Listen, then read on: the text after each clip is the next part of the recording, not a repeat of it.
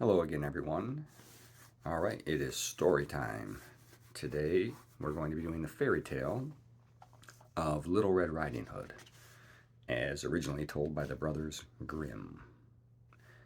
There once was a little girl whose name was Little Red Riding Hood. She was called that because she always wore a red velvet cloak and hood that her grandmother had made for her. Now, her grandmother had been feeling ill, and one day Little Red Riding Hood's mother said to her, "I want you to take this basket of cakes and honey to Granny." "Now go straight to Granny's," her mother told her, "and be sure that you don't speak to any strangers on the way, and whatever you do, don't stray from the path." Little Red Riding Hood promised to do as she was told. Now, her grandmother lived on the other side of a great forest, so Little Red Riding Hood went skipping quickly down the path with her basket under her arm. She had not gone far when she met a big wolf. "Good morning, Little Red Riding Hood," said the wolf. "Where are you going in such a hurry?" Little Red Riding Hood did not know what a wicked creature the wolf was, so she replied politely, "I'm going to see my grandmother. She's been ill, and I am bringing her this basket of cakes and honey." "How nice," said the wolf, but to himself he thought, "What good luck. If I am clever, I can have both Little Red Riding Hood and her grandmother for supper." Then he smiled at Little Red Riding Hood and said, "How lovely the woods look today. What a pity you have to rush on such a beautiful morning." Little Red Riding Hood looked around. Sunbeams were dancing in the trees.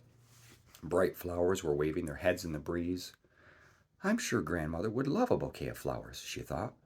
"It's so early that surely I can stop for just a few minutes and pick some."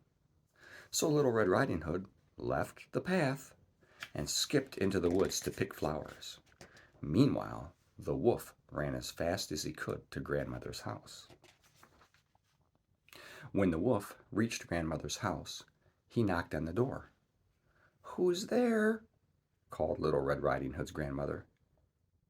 "It is I, Little Red Riding Hood," said the wolf, disguising his voice. "I've brought you a basket of cakes and honey."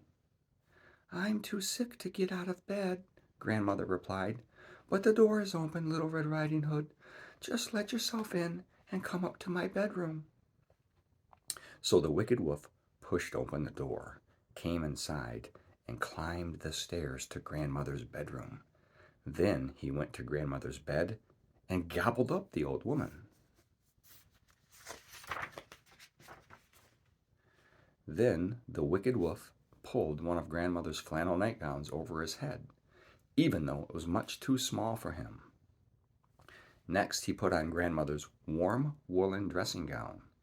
He even took Grandmother's spectacles and stuck them on the end of his long nose. Then the wolf looked at himself in the mirror. He didn't look anything like Grandmother, and his long ears were showing. So the wolf put on Grandmother's lace nightcap to try to hide them. Then he climbed into Grandmother's bed, drew the covers over his nose, and settled back to wait for Little Red Riding Hood. Meanwhile, Little Red Riding Hood was still in the woods picking flowers. Every time she picked one, she seemed to see a prettier one just a little ways off, and so she strayed farther and farther from the path. When she had picked so many flowers that she could not hold even one more, she returned to the path and headed again for Grandmother's house. When Little Red Riding Hood arrived, she was surprised to find the door open. "Hello," she called. "Grandmother, it's me." "Just come in," came Grandmother's voice. "I'm too ill to get out of bed." How strange her grandmother's voice sounded. She must be very ill, thought Little Red Riding Hood. So the little girl ran up the stairs to her grandmother's bedroom. Little Red Riding Hood stood beside her grandmother's bed. How strange her grandmother looked. "Why, Grandmother," she said, "what big ears you have." "All the better to hear you with, my dear," said the wolf.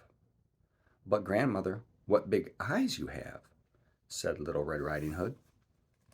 All the better to see you with, my dear, said the wolf. But, grandmother, what big hands you have, said Little Red Riding Hood.